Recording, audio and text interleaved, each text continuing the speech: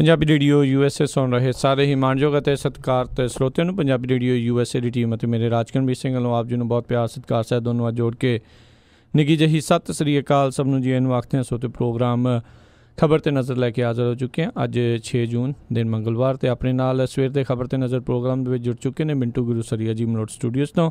ਮਿੰਟੂ ਜੀ ਨਿੱਘੀ ਜੀ ਆਇਆਂ ਨੂੰ ਪਿਆਰ ਭਰੀ ਸਤਿ ਸ਼੍ਰੀ ਅਕਾਲ ਜੀ। ਜੀ ਸ਼ੁਕਰੀਆ ਜੀ ਰਾਜਕਰਮਵੀਰ ਸਿੰਘ ਜੀ, ਸਾਰਿਆਂ ਨੂੰ ਸਤਿ ਸ਼੍ਰੀ ਅਕਾਲ। ਸਾਡੇ ਅੱਜ ਦੇ ਪ੍ਰੋਗਰਾਮ ਖਬਰ 'ਤੇ ਨਜ਼ਰ ਉਸ ਨੂੰ ਸਪਾਂਸਰ ਕਰਦੇ ਨੇ ਖਾਲਸਾ ਇੰਸ਼ੋਰੈਂਸ ਏਜੰਸੀ ਵਾਲੇ, ਜਿਨ੍ਹਾਂ ਦੇ ਕੋਲੋਂ ਤੁਸੀਂ ਹਰ ਇੱਕ ਤਰੀਕੇ ਦੀ ਇੰਸ਼ੋਰੈਂਸ ਕਰਵਾ ਸਕਦੇ ਹੋ।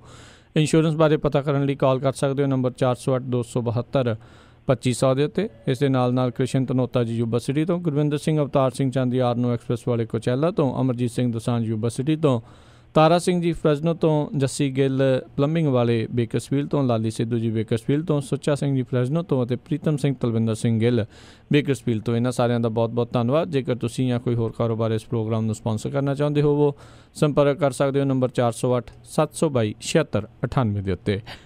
ਮਿੰਟੂ ਜੀ ਪ੍ਰੋਗਰਾਮ ਦੀ ਜਿਹੜੇ ਜੀ ਸ਼ੁਰੂਆਤ ਕਰਾਂਗੇ। ਜਿਵੇਂ ਸਾਰੇ ਜਣ ਜਾਣਦੇ ਆ ਵੀ ਘੱਲੂਘਾਰਾ ਦਿਹਾੜਾ ਜਿਹੜਾ ਜੀ ਉੱਥੇ ਜਿਹੜਾ ਜੀ ਮਨਾਇਆ ਗਿਆ ਆ, ਅਤੇ ਘੱਲੂਘਾਰੇ ਦਿਹਾੜੇ ਦੇ ਉੱਤੇ ਗਿਆਨੀ ਗੁਰਬਚਨ ਸਿੰਘ ਹੁਣਾਂ ਦੇ ਸੰਦੇਸ਼ ਦੇ ਦੌਰਾਨ ਨਾਅਰੇਬਾਜ਼ੀ ਹੋਈ ਆ। ਬਹੁਤਾਤ ਸਿੱਖਾਂ ਨੇ ਉਹਨਾਂ ਦੇ ਕੋਲ ਸੰਦੇਸ਼ ਲੈਣ ਤੋਂ ਇੱਕ ਹਿਸਾਬ ਦੇ ਨਾਲ ਮਨਾ ਹੀ ਕਰ ਦਿੱਤਾ। ਜੀ ਰਾਜਕਰਮਵੀਰ ਸਿੰਘ ਜੀ, ਇਸ ਦਿਹਾੜੇ ਨੂੰ ਲੈ ਕੇ ਜਿੱਥੇ ਸਿੱਖਾਂ ਦੇ ਵਿੱਚ ਇੱਕ ਸੋਗ ਹੁੰਦਾ, ਇੱਕ ਰੋਸ ਹੁੰਦਾ, ਦੂਜੇ ਪਾਸੇ ਆਮ ਬੰਦਾ ਜਿਹੜਾ ਪੰਜਾਬ ਦੇ ਵਿੱਚ ਵਿਚਰਦਾ ਉਹ ਵੀ ਚਿੰਤਤ ਹੁੰਦਾ ਕਿ ਪਤਾ ਨਹੀਂ ਕੀ ਹੋ ਜਾਣਾ। ਹਵਾ ਇਸ ਤਰ੍ਹਾਂ ਦਾ ਬਣਾਇਆ ਹੁੰਦਾ, ਇੱਕ ਹਾਈਪ ਕ੍ਰੀਏਟ ਕਰ ਦਿੱਤੀ ਜਾਂਦੀ ਖਾਸ ਤੌਰ ਤੇ ਮੀਡੀਆ ਵੱਲੋਂ। ਸੋ ਇਹੋ ਜਿਹਾ ਕੁਛ ਨਹੀਂ ਹੋਇਆ। ਇਸ ਤਰ੍ਹਾਂ ਦੇ ਜਿਸ ਤਰ੍ਹਾਂ ਦੇ ਖਦਸ਼ੇ ਪ੍ਰਗਟਾਏ ਜਾ ਰਹੇ ਸਨ ਕਿ ਕੁੱਕਰ ਬੰਬ ਬਣਾਇਆ ਜਾ ਰਿਹਾ ਹੈ ਜੀ 6 ਜੂਨ ਲਈ, ਆਹ ਕੀਤਾ ਜਾ ਰਿਹਾ, ਉਹ ਕੀਤਾ ਜਾ ਰਿਹਾ, ਇਸ ਤਰ੍ਹਾਂ ਦਾ ਕੁਛ ਨਹੀਂ ਹੋਇਆ।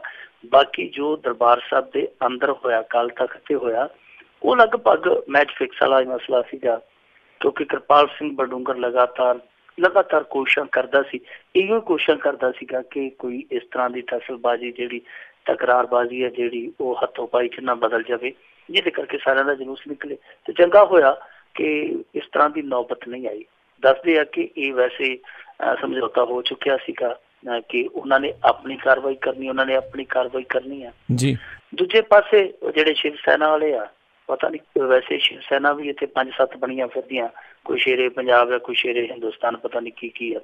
ਉਹਨਾਂ ਨੇ ਵਿੱਚ ਆਪਣਾ ਘੋੜਾ ਦਬਲਣ ਦੀ ਕੋਸ਼ਿਸ਼ ਕੀਤੀ, ਉਹਨਾਂ ਨੇ ਪੁਤਲੇ ਕੱਢ ਲਿਆਂਦੇ। ਅੰਮ੍ਰਿਤਸਰ ਦੇ ਵਿੱਚ 25-27 ਥਾਈਂ ਉਹਨਾਂ ਨੇ ਪੁਤਲਾ ਫੂਕਣ ਦੀ ਕੋਸ਼ਿਸ਼ ਕੀਤੀ, ਇੱਕਾ ਦੁੱਕਾ ਥਾਵਾਂ ਤੇ ਕਾਮਯਾਬੀ ਰਹੇ ਆ। 2-3 ਥਾਵਾਂ ਤੇ ਉਹਨਾਂ ਦਾ ਆਮੋ ਸਾਹਮਣਾ ਵੀ ਹੋਇਆ, 1-2 ਥਾਵਾਂ ਤੋਂ ਦੁੜਕੀ ਵੀ ਲੱਗ ਗਈ ਆ। ਕੁਛ ਬੰਦੇ ਜਿਹੜੇ ਕਿ ਪੁਤਲਾ ਫੂਕਣ ਤੋਂ ਰੋਕ ਰਹੇ ਸਨ, ਉਹਨਾਂ ਨੂੰ ਗ੍ਰਿਫਤਾਰ ਵੀ ਕੀਤਾ ਗਿਆ। ਸਿੱਖ ਨੌਜਵਾਨਾਂ ਨੂੰ ਬਾਅਦ ਦੇ ਵਿੱਚ ਦੇਰ ਸ਼ਾਮੀ ਜਦੋਂ ਆਪਾਂ ਪ੍ਰੋਗਰਾਮ ਕਰਦੇ ਪਏ ਹਾਂ, ਇਹ ਤੋਂ ਘੰਟਾ-1.5 ਘੰਟਾ ਪਹਿਲਾਂ ਉਹਨਾਂ ਸਾਰਿਆਂ ਨੂੰ ਰਿਹਾ ਕਰ ਦਿੱਤਾ ਗਿਆ। ਦੂਜੇ ਪਾਸੇ ਜੇ ਗੱਲ ਕਰੀਏ, ਉਹ ਜਿਹੜਾ ਤੁਸੀਂ ਗੱਲ ਕਹੀ ਹੈ ਕਿ ਗਿਆਨੀ ਗੁਰਬਚਨ ਸਿੰਘ ਦਾ ਸੰਦੇਸ਼ ਹੈ ਜਿਹੜਾ ਐਕਸੈਪਟ ਨਹੀਂ ਕੀਤਾ, ਸਵੀਕਾਰ ਨਹੀਂ ਕੀਤਾ ਸੰਗਤ ਨੇ, ਤੇ ਮੇਰੇ ਖਿਆਲ ਦੇ ਨਾਲ ਉਹ ਜੇ ਤੇ ਚੰਗਾ ਹੋਵੇ।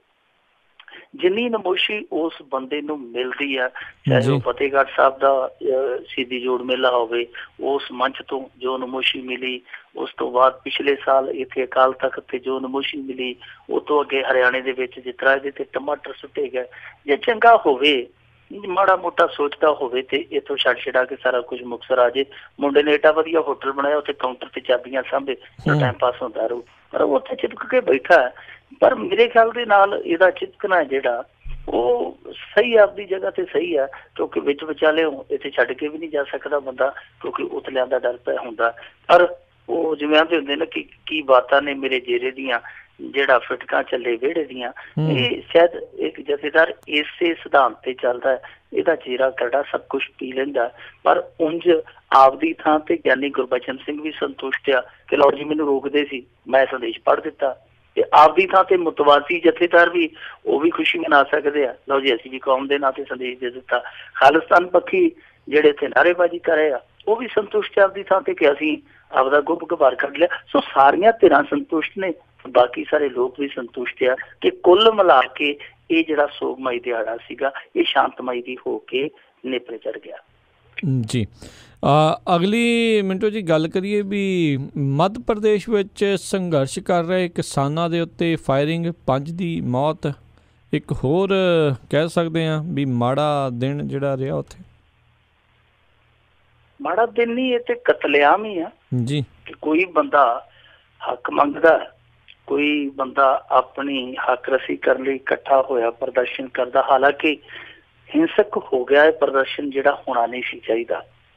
ਪਰ ਇਹ ਇੱਕ ਨਾਕਾਮੀ ਹੈ ਸਰਕਾਰ ਦੀ, ਕਿਉਂਕਿ ਰਾਜ ਕਰਨਵੀਰ ਸਿੰਘ ਜੀ, ਆਪਾਂ ਕੱਲ ਵੀ ਗੱਲ ਕਰਦੇ ਪਏ ਸਾਂ ਕਿ ਇੱਕਾ ਦੁੱਕਾ ਥਾਵਾਂ ਤੇ ਕਿਸਾਨ ਜਿਹੜੇ ਆ ਹਿੰਸਕ ਹੋ ਰਹੇ ਆ।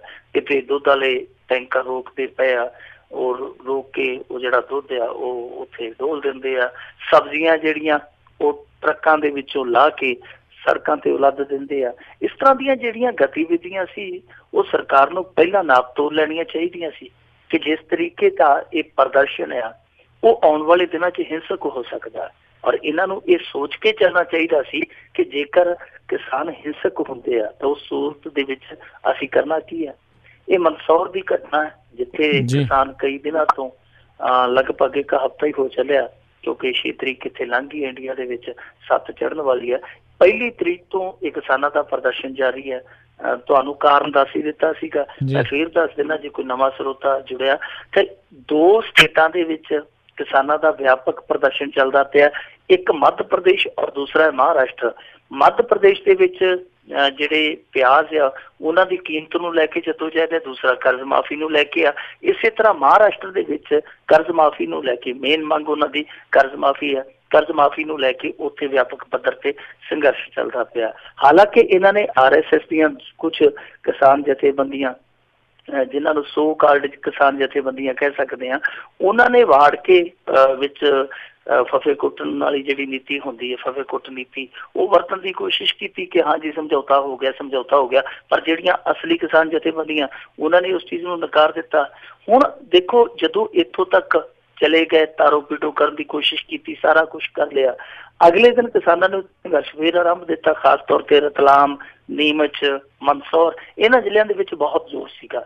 ਉਹ ਕਿਤੇ ਕਿਸਾਨ ਉੱਥੇ ਲੀਹ ਤੇ ਬਹਿ ਗਏ, ਗੱਡੀ ਵਾਲੇ ਲੀਹ ਤੇ ਬਹਿ ਗਏ।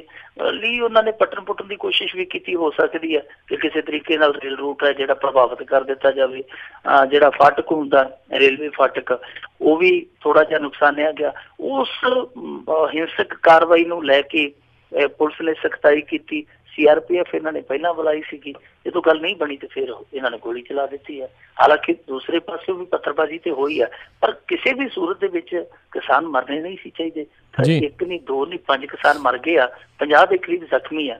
ਗੋਲੀ ਬਹੁਤ ਭਿਆਨਕ ਚੱਲੀ ਹੈ। ਤੇ ਦੂਜੇ ਪਾਸੇ ਜਿਹੜਾ ਮੱਧ ਪ੍ਰਦੇਸ਼ ਦਾ ਗ੍ਰਹਿ ਮੰਤਰੀ ਭੁਪਿੰਦਰ ਸਿੰਘ, ਉਹ ਜ਼ਾਹਿਲ ਆਦਮੀ ਕਹਿਣ ਡਿਆ, ਕਹਿੰਦਾ ਜੀ ਕਿ ਪੁਲਿਸ ਨੇ ਤਾਂ ਗੋਲੀ ਚਲਾਈ ਨਹੀਂ, ਇਹਨਾਂ ਤਾਂ ਆਪਸ ਦੇ ਵਿੱਚ ਗੋਲੀ ਚਲਾਈ ਇੱਕ ਦੂਜੇ ਤੇ।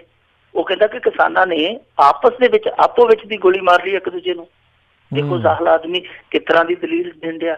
ਤੇ ਦੂਜਾ ਜਿਹੜਾ ਇਹਨਾਂ ਦਾ ਮੁੱਖ ਮੰਤਰੀ ਹੈ ਸ਼ਿਵਰਾਜ ਸਿੰਘ ਚੌਹਾਨ, ਉਹ ਆਖਣ ਜੀ ਕਾਂਗਰਸ ਦਾ ਬੇੜਾ ਗਰਕ ਆ, ਸਾਰਾ ਕੁਛ ਕੀਤਾ ਕਰਾਇਆ ਕਾਂਗਰਸ ਨੇ ਆ, ਤੇ ਤੁਸੀਂ ਇਹ ਨੌਬਤ ਕਿਉਂ ਆਉਣ ਦਿੱਤੀ? 5-7 ਦਿਨ ਤੁਸੀਂ ਮੂਰਤ ਨੂੰ ਉਡੀਕਦੇ ਸੀ ਕਿ ਅਸੀਂ ਮੂਰਤ ਕਢਾਵਾਂਗੇ ਤੇ ਫਿਰ ਜਾ ਕੇ ਉਹਨਾਂ ਦੇ ਨਾਲ ਗੱਲਬਾਤ ਕਰਾਂਗੇ। ਜਦੋਂ RSS ਦੀਆਂ ਜਿਹੜੀਆਂ ਨਕਲੀ ਜਥੇਬੰਦੀਆਂ ਸੀ ਉਹਨਾਂ ਦੇ ਨਾਲ ਤੇ ਤੁਸੀਂ ਗੱਲਬਾਤ ਕਰਕੇ ਪ੍ਰੈਸ ਨੋਟ ਵੀ ਜਾਰੀ ਕਰ ਦਿੱਤੇ। ਤੇ ਕੀ ਗੱਲ, ਤੁਹਾਨੂੰ ਅਸਲੀ ਕਿਸਾਨ ਜਥੇਬੰਦੀਆਂ ਚੁੰਡੀਆਂ ਵੜਦੀਆਂ ਸਨ? ਤੁਸੀਂ ਉਹਨਾਂ ਦੇ ਕੋਲ ਜਾਂਦੇ, ਬਹਿੰਦੇ, ਗੱਲ ਕਰਦੇ, ਜੋ ਉਹਨਾਂ ਦੀਆਂ ਜਾਇਜ਼ ਮੰਗਾਂ ਪ੍ਰਵਾਨ ਕਰਦੇ। ਜਿਹੜੀਆਂ ਮੰਗਾਂ ਤੁਹਾਡੇ ਤੁਰੰਤ ਮੰਨਣ ਦੇ ਵਿੱਚ ਨਹੀਂ ਸੀ ਆਉਂਦੀਆਂ, ਉਸ ਦਾਇਰੇ 'ਚ ਨਹੀਂ ਸੀ ਆਉਂਦੀਆਂ, ਤੁਸੀਂ ਉਹਨਾਂ ਨੂੰ ਕਹਿ ਦਿੰਦੇ ਕਿ ਭਾਈ ਇੰਤਜ਼ਾਰ ਕਰੋ, ਅਸੀਂ ਕੇਂਦਰ ਨਾਲ ਗੱਲਬਾਤ ਕਰ ਲੈਂਦੇ ਹਾਂ। ਕਿਸੇ ਵੀ ਤਰੀਕੇ ਉਹਨਾਂ ਨੂੰ ਰੋਕਿਆ ਜਾਣਾ ਚਾਹੀਦਾ ਸੀ, ਉਹਨਾਂ ਨੂੰ ਵਰਜਿਆ ਜਾਣਾ ਚਾਹੀਦਾ ਸੀ, ਭਰੋਸੇ 'ਚ ਲੈਣਾ ਚਾਹੀਦਾ ਸੀ। ਪਰ ਇਹਨਾਂ ਸਾਰੀਆਂ ਚੀਜ਼ਾਂ ਨੂੰ ਕਰਨ ਦੀ ਥਾਂ ਤੇ ਕੀਤਾ ਕੀ ਗਿਆ ਕਿ ਸਮੂਹਿਕ ਤੌਰ ਤੇ ਉਹਨਾਂ ਦਾ ਕਤਲੇਆਮ ਕੀਤਾ ਗਿਆ। ਬਹੁਤ ਹੀ ਨਿੰਦਣਯੋਗ ਕਾਰਵਾਈ ਹੈ। ਔਰ ਇਹ ਕਿਸਾਨ ਦੇਖੋ, ਪਹਿਲਾਂ ਤੇ ਇਹਦੀ ਰੱਤ ਪੀਂਦੇ ਆ, ਰੱਤ ਪੀ ਕੇ ਜਦੋਂ ਬਿਲਕੁਲ ਮਰਨਾਊ ਹੋ ਗਿਆ ਤੇ ਉਹਨੂੰ ਗੋਲੀਆਂ ਨਾਲ ਭੁੰਨਣ ਲੱਗ ਪਏ ਆ। ਇਹ ਨੀਤੀ ਐਸੀ ਨੀਤੀ ਹੈ ਕਿ ਇਸ ਨੀਤੀ ਨੇ ਸਪਸ਼ਟ ਕਰ ਦਿੱਤਾ ਕਿ ਜਿਹੜੀ ਇਹ ਸਰਕਾਰ ਆ, ਇਹ ਸਰਕਾਰ ਕਿਸਾਨਾਂ ਦੀ ਸੱਜਣਤਾਈ ਵਾਲੀ ਸਰਕਾਰ ਨਹੀਂ, ਇਹ ਕਿਸਾਨਾਂ ਦੀ ਦੁਸ਼ਮਣਤਾਈ ਵਾਲੀ ਸਰਕਾਰ ਆ। ਔਰ ਅੱਗੇ ਦੇਖੋ ਹੁਣ ਹੁੰਦਾ ਕੀ ਆ, ਕਿਉਂਕਿ ਕਿਸਾਨ ਹੈ ਜਿਹੜੇ ਉਹ ਇਸ ਪ੍ਰਦਰਸ਼ਨ ਤੋਂ ਔਰ ਇਸ ਕਤਲੇਆਮ ਤੋਂ ਭੜਕਣਗੇ ਔਰ ਉਸ ਤੋਂ ਬਾਅਦ ਹੋ ਸਕਦਾ ਕਿ ਆਉਣ ਵਾਲੇ ਦਿਨਾਂ 'ਚ ਕੁਝ ਹੋਰ ਸੂਬਿਆਂ 'ਚ ਵੀ ਇਸ ਤਰ੍ਹਾਂ ਦੇ ਇਮਕਾਨ ਬਣ ਜਾਣ। ਜੀ ਜੀ ਬਿਲਕੁਲ ਬਿਲਕੁਲ ਜੀ। ਚਾਹੇ ਪੰਜਾਬ ਦੇ ਵਿੱਚ ਸਿੱਖਾਂ ਦੇ ਉੱਤੇ ਹੋਵੇ ਜਾਂ ਕਿਸਾਨਾਂ ਦੇ ਉੱਤੇ, ਚਾਹੇ ਚੰਡੀਗੜ੍ਹ ਦੇ ਵਿੱਚ ਧਰਨੇ 'ਤੇ ਬੈਠਿਆਂ, ਅਤੇ ਚਾਹੇ ਹੁਣ ਮਹਾਰਾਸ਼ਟਰ ਵਾਲੇ ਇਹਨਾਂ ਦੇ ਉੱਤੇ, ਮੱਧ ਪ੍ਰਦੇਸ਼ ਵਾਲਿਆਂ ਦੇ ਉੱਤੇ ਹੋਵੇ, ਇਹ ਹਮੇਸ਼ਾ ਹੀ ਜਿਹੜਾ ਆ ਨੁਕਸਾਨੇ ਹੀ ਗਏ ਨੇ। ਅਗਲੀ ਆਪਾਂ ਮਿੰਟੂ ਜੀ ਗੱਲ ਕਰੀਏ ਵੀ ਰੂਹ ਕੰਬਾਉਣ ਵਾਲੀ ਖਬਰ ਆ, ਗੈਂਗ ਰੇਪ ਦੌਰਾਨ 9 ਸਾਲ ਦੀ ਬੱਚੀ ਦੀ ਮਰਨ ਦੇ ਮਾਮਲਾ ਸਾਹਮਣੇ ਆਇਆ। ਦੇਖੋ ਰਾਜਕਰਨਵੀਰ ਸਿੰਘ ਜੀ, ਇਹ ਜਿਹੜੀ ਘਟਨਾ ਵਾਪਰੀ ਹੈ, ਇਹ ਘਟਨਾ ਵਾਪਰੀ ਹੈ ਦਿੱਲੀ ਦਾ ਬਾਹਰੀ ਇਲਾਕਾ ਜਿਹੜਾ ਗੁੜਗਾਉਂ ਹਰਿਆਣੇ 'ਚ ਪੈ ਜਾਂਦਾ। ਗੁੜਗਾਉਂ ਦੇ ਨਾਲ ਦਾ ਇਲਾਕਾ ਕਿ ਮਾਨੇਸਰ ਮਰੂਤੀ ਪਲਾਂਟ ਬਹੁਤ ਮਸ਼ਹੂਰ, ਉੱਥੇ ਦਾ ਰੌਲਾ ਪਿਆ ਰਿਹਾ। ਮਾਨੇਸਰ ਦੀ ਇਹ ਘਟਨਾ ਹੈ। ਅਸਲ ਦੇ ਵਿੱਚ ਇਸ ਘਟਨਾ ਦਾ ਜਿਹੜਾ ਪਿਛੋਕੜ ਹੈ ਉਹ ਇਸ ਤਰ੍ਹਾਂ ਹੈ ਕਿ ਕੋਈ ਜੋੜਾ ਰਹਿੰਦਾ ਸੀ ਕਿਸੇ ਮੁਹੱਲੇ ਦੇ ਵਿੱਚ ਉੱਥੇ ਮਾਨੇਸਰ, ਉਹਨਾਂ ਦਾ ਝਗੜਾ ਹੋ ਗਿਆ ਆਪੋ ਵਿੱਚ ਦੀ, ਨਹੀਂ ਕਿਸੇ ਆਂਢ ਗੁਆਂਢ ਦੇ ਨਾਲ ਝਗੜਾ ਹੋ ਗਿਆ। ਝਗੜੇ ਤੋਂ ਬਾਅਦ ਉਸ ਜਿਹੜੀ ਬੀਬੀ ਸੀਗੀ, ਉਸ ਬੀਬੀ ਦੇ ਦਿਮਾਗ 'ਚ ਇਹ ਗੱਲ ਆਈ ਕਿ ਮੈਂ ਆਪਣੇ ਮਾਂ ਪਿਓ ਦੇ ਘਰੇ ਚਲੇ ਜਾਵਾਂ। ਸੋ ਉਹ ਉੱਥੋਂ ਤੁਰ ਪਈ ਆ। ਬੱਚੀ ਉਹਦੇ ਕੁਛੜ ਸੀ, 9 ਮਹੀਨਿਆਂ ਦੀ, ਉਹ ਚਲੇ ਗਈ। 11-12 ਦਾ ਟਾਈਮ ਸੀ। ਉਹਨੇ ਉੱਥੋਂ ਆਟੋ ਰਿਕਸ਼ਾ ਹਾਇਰ ਕਰ ਲਿਆ। ਜਦੋਂ ਜਾ ਰਹੇ ਸੀਗੇ ਰਸਤੇ ਦੇ ਵਿੱਚ, ਕਿਉਂਕਿ ਉਸ ਆਟੋ ਦੇ ਅੰਦਰ 2 ਬੰਦੇ ਹੋਰ ਬੈਠੇ ਸੀਗੇ, ਉਹਨਾਂ ਤਿੰਨਾਂ ਨੇ ਰਲ ਕੇ ਉਸ ਬੀਬੀ ਨਾਲ ਛੇੜਛਾੜ ਕਰਨ ਦੀ ਕੋਸ਼ਿਸ਼ ਕੀਤੀ। ਉਹ ਜਿਹੜੀ ਬੱਚੀ ਸੀਗੀ ਉਹ ਘਬਰਾ ਗਈ, ਬੱਚੀ ਵੀ ਰੋਣ ਲੱਗ ਪਈ, ਕੁਛੜ ਸੀਗੀ। ਉਸ ਬੱਚੀ ਨੂੰ ਇੱਕ ਜਾਣੇ ਨੇ ਉਹਦਾ ਮੂੰਹ ਕੁੱਟ ਲਿਆ, ਉਸ ਬੱਚੀ ਨੂੰ ਫੜ ਲਿਆ। ਉਸੇ ਦੌਰਾਨ ਉਹਦੀ ਮੌਤ ਹੋ ਗਈ। ਉਹਨਾਂ ਬੰਦਿਆਂ ਨੇ ਉਹ ਚੱਕ ਕੇ ਬੱਚੀ ਬਾਹਰ ਸੁੱਟ ਦਿੱਤੀ। ਉਸ ਤੋਂ ਬਾਅਦ ਉਹਦੇ ਨਾਲ ਲਗਭਗ 4-5 ਘੰਟੇ ਦਰਿੰਦਗੀ ਕੀਤੀ ਗਈ ਹੈ। ਹਾਲਾਂਕਿ ਇਹ ਘਟਨਾ 29 ਮਈ ਦੀ ਹੈ। ਉਸ ਤੋਂ ਬਾਅਦ ਉਹ ਜਿਹੜੀ ਬੀਬੀ ਆ, ਦੇਖੋ ਕਿ ਰਾਤ ਉਸੇ ਤਰ੍ਹਾਂ ਉਸ ਬੱਚੀ ਦੀ ਲਾਸ਼ ਚੁੱਕਦੀ ਹੈ, ਲਾਸ਼ ਚੁੱਕ ਕੇ ਮੈਟਰੋ ਦੇ ਵਿੱਚ ਸਫ਼ਰ ਕਰਦੀ ਹੈ ਔਰ ਤੁਰੀ ਫਿਰਦੀ ਹੈ ਸਾਰੀ ਰਾਤ। ਹੁਣ 29 ਮਈ ਦੀ ਘਟਨਾ ਬਾਅਦ ਦੇ ਵਿੱਚ ਇਹ ਘਟਨਾ ਇਸ ਕਰਕੇ ਚੁੱਪੀ ਧਾਰਨ ਕਰ ਗਈ ਕਿਉਂਕਿ ਉਹ ਬੀਬੀ ਚਾਹੁੰਦੀ ਸੀਗੀ ਕਿ ਮੈਂ ਇਸ ਗੱਲ ਨੂੰ ਲੁਕਾ ਲਵਾਂ, ਕਿਸੇ ਤਰੀਕੇ ਇਸ ਗੱਲ ਨੂੰ ਛੁਪਾ ਲਵਾਂ, ਕਿਉਂਕਿ ਹੋ ਸਕਦਾ ਜੇ ਇਹ ਦਰਿੰਦਗੀ ਵਾਲੀ ਗੱਲ ਮੇਰੇ ਘਰ ਵਾਲੇ ਨੂੰ ਪਤਾ ਲੱਗ ਜੇ ਤੇ ਉਹ ਮੁੜ ਕੇ ਮੈਨੂੰ ਰੱਖੇ ਨਾ, ਮੈਨੂੰ ਕੱਢ ਦੇਵੇ। ਇਸ ਗੱਲ ਤੋਂ ਡਰਦੀ ਨੇ ਉਹਨੇ ਗੱਲ ਦੱਸੀ ਨਹੀਂ। ਪਰ ਬਾਅਦ ਦੇ ਵਿੱਚ 3 ਜੂਨ ਨੂੰ ਉਹਨੇ ਪੁਲਿਸ ਤੱਕ ਅਪਰੋਚ ਕੀਤੀ ਹੈ ਔਰ ਪੁਲਿਸ ਨੇ ਪਹਿਲਾਂ ਇਸ ਮਾਮਲੇ ਨੂੰ ਬਹੁਤ ਮਾਮੂਲੀ ਛੇੜਛਾੜ ਵਾਲੇ ਮਾਮਲੇ ਦੇ ਤੌਰ ਤੇ ਲਿਆ। ਜਦੋਂ ਮੀਡੀਆ ਦੇ ਵਿੱਚ ਗੱਲ ਆ ਗਈ, ਕੁਛ ਅਦਾਰਿਆਂ ਨੇ ਇਸ ਗੱਲ ਨੂੰ ਚੁੱਕਿਆ। ਉਸ ਤੋਂ ਬਾਅਦ ਪੁਲਿਸ ਨੇ ਫੌਰੀ ਤੌਰ ਤੇ ਗੈਂਗਰੇਪ ਦਾ ਮੁਕੱਦਮਾ ਦਰਜ ਕਰ ਲਿਆ। ਪਰ ਨਾਲ ਪੁਲਿਸ ਹੁਣ ਕਹਿਣ ਡਈ ਹੈ ਜੀ ਇਹ ਬੀਬੀ ਸਾਨੂੰ ਕੋਆਪਰੇਟ ਨਹੀਂ ਕਰਦੀ, ਇਹ ਮੈਡੀਕਲ ਨਹੀਂ ਕਰਵਾਉਂਦੀ। ਪਰ ਉਹ ਬੀਬੀ ਕਹਿੰਦੀ ਹੈ ਕਿ ਅਸਲ ਦੇ ਵਿੱਚ ਇਹ ਪੁਲਿਸ ਵਾਲੇ ਸਾਨੂੰ ਖਰਾਬ ਕਰੀ ਜਾਂਦੇ ਆ। ਹੁਣ ਦੇਖੋ ਰਾਜਕਰਨਵੀਰ ਸਿੰਘ ਜੀ, ਇਹੋ ਜਿਹੀ ਘਟਨਾ ਦੇ ਵਿੱਚ ਵੀ ਪੁਲਿਸ ਤੇ ਇਸ ਤਰ੍ਹਾਂ ਦੇ ਇਲਜ਼ਾਮ ਲੱਗਣ ਤੇ ਫਿਰ ਤੁਸੀਂ ਆਪ ਹੀ ਅੰਦਾਜ਼ਾ ਲਾ ਲਓ ਕਿ ਇੱਥੋਂ ਦੀ ਪੁਲਿਸ ਕਿਸ ਤਰ੍ਹਾਂ ਦਾ ਕੰਮ ਕਰਦੀ ਹੈ। ਔਰ ਪਹਿਲੀ ਗੱਲ ਇਹ ਆ ਕਿ ਇਸ ਤਰ੍ਹਾਂ ਦੇ ਇਲਾਕੇ ਜਿਹੜੇ ਦਿੱਲੀ ਦੇ ਨਾਲ ਲੱਗਦੇ ਆ, ਬਿਲਕੁਲ ਦਿੱਲੀ ਦੇ ਪਿਛਵਾੜੇ 'ਚ ਕਹਿੰਦੇ ਆ, ਉਹਨਾਂ ਇਲਾਕਿਆਂ ਦੇ ਵਿੱਚ ਰਾਤ ਬਰਾਤੇ ਵੀ ਜਿਹੜੀ ਔਰਤ, ਬੀਬੀ, ਮਹਿਲਾ ਨਹੀਂ ਜਾ ਸਕਦੀ, ਨਹੀਂ ਆ ਸਕਦੀ। ਤੇ ਫਿਰ ਦੇਸ਼ ਦੇ ਕਿਸ ਕੋਨੇ ਦੇ ਵਿੱਚ ਔਰਤ ਮਹਿਫੂਜ਼ ਹੋਏਗੀ? ਪ੍ਰਧਾਨ ਮੰਤਰੀ ਨੂੰ ਕਿਸੇ ਭਾਸ਼ਣ 'ਚ ਵੀ ਦੱਸਣਾ ਚਾਹੀਦਾ। ਔਰ ਕਦੋਂ ਮਹਿਫੂਜ਼ ਹੋਏਗੀ ਉਹ ਟਾਈਮ ਵੀ ਦੱਸਣਾ ਚਾਹੀਦਾ ਕਿ ਇਸ ਟਾਈਮ ਭਾਈ ਔਰਤ ਨਿਕਲ ਸਕਦੀ, ਇਸ ਟਾਈਮ ਜਿੰਨੇ ਦਰਿੰਦੇ ਹੁੰਦੇ ਆ, ਜਿੰਨੇ ਵਹਿਸ਼ੀ ਹੁੰਦੇ ਆ, ਸੁੱਤੇ ਹੁੰਦੇ ਆ। ਹੁਣ ਇਸ ਘਟਨਾ ਦਾ ਬਹੁਤ ਵੱਡਾ ਨੋਟਿਸ ਲਿਆ ਪੁਲਿਸ ਨੇ। ਫੌਰੀ ਤੌਰ ਤੇ ਸਕੈਚ ਵੀ 2 ਬੰਦਿਆਂ ਦੇ ਬਣਾ ਲਏ ਆ, ਉਹਨਾਂ ਤਿੰਨਾਂ ਦੇ ਵਿੱਚੋਂ ਜਾਰੀ ਕਰ ਦਿੱਤੇ ਆ। ਪਰ ਹੁਣ ਤੱਕ ਕੋਈ ਵੀ ਗ੍ਰਿਫਤਾਰੀ ਨਹੀਂ ਹੋਈ ਇਸ ਮਾਮਲੇ ਦੇ ਵਿੱਚ। ਪੁਲਿਸ ਨੂੰ ਚਾਹੀਦਾ ਕਿ ਫੌਰੀ ਤੌਰ ਤੇ ਗ੍ਰਿਫਤਾਰੀਆਂ ਕਰੇ ਔਰ ਇਸ ਮਾਮਲੇ ਦਾ ਨਿਚੋੜ ਕੱਢੇ। ਹਾਲਾਂਕਿ ਇਸ ਤਰ੍ਹਾਂ ਦੀਆਂ ਜਿਹੜੀਆਂ ਕਹਾਣੀਆਂ ਹੁੰਦੀਆਂ ਕਈ ਵਾਰ ਉਹ ਪੁੱਠੀਆਂ ਵੀ ਨਿਕਲ ਆਉਂਦੀਆਂ ਰਾਜਕਰਨਵੀਰ ਸਿੰਘ ਜੀ, ਕਿਉਂਕਿ ਕਈ ਵਾਰੀ ਇਸ ਤਰ੍ਹਾਂ ਹੁੰਦਾ ਕਿ ਹੁਣ ਹੀ ਵਾਪਰ ਜਾਵੇ ਜਾਂ ਕੋਈ ਇਸ ਤਰ੍ਹਾਂ ਦੀ ਦੁਰਘਟਨਾ ਹੋ ਜਾਵੇ, ਉਹਨੂੰ ਲੁਕਾਉਣ ਦੀ ਕੋਸ਼ਿਸ਼ ਦੇ ਵਿੱਚ ਕਹਾਣੀ ਨੂੰ ਘੁਮਾਇਆ ਜਾਂਦਾ ਹੈ। ਸੋ ਇਸ ਕਹਾਣੀ ਦੇ ਵਿੱਚ ਵੀ ਕੁਛ ਲੋਕ ਹੈ ਜਿਹੜੇ ਸਵਾਲ ਕਰਦੇ ਆ, ਕਿੰਤੂ ਪਰੰਤੂ ਕਰਦੇ ਆ।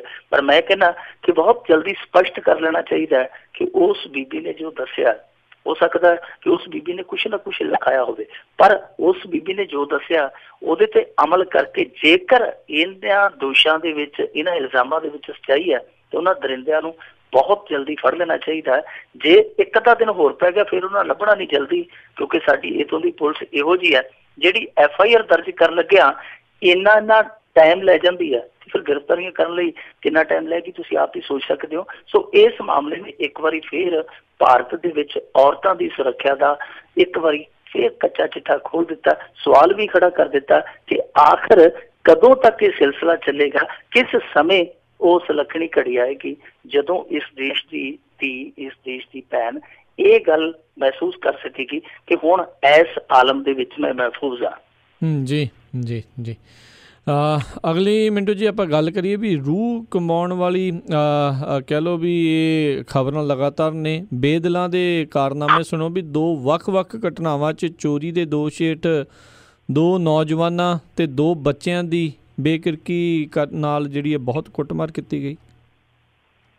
जी राजकरणवीर सिंह जी हो ही बेदिली रही है जी, क्योंकि जो जनता बेकिरक हो जाए, बेदिल हो जाए तो फिर इस तरह दी घटनावां ही सामने आउंदियां। ये पहली घटना हैगी आ मेरे ख्याल दे नाल बिहार का जिला एक कैमूर जिले दी आ।